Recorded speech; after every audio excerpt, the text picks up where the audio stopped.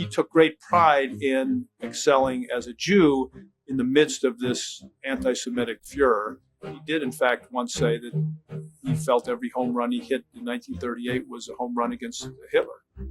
Hank Greenberg was a baseball giant, but the story of how he hit rock bottom is not the story most fans were told. He stood tall at the plate. He swung with power that scared pitchers across the whole league. In the final days of September 1938, he stood at 58 home runs. He needed only 2 more to tie Babe Ruth's famous record of 60. Fans across the country watched every game he played. Many believed he was about to make history in front of their eyes. I am Mason, and this is Baseball Icons.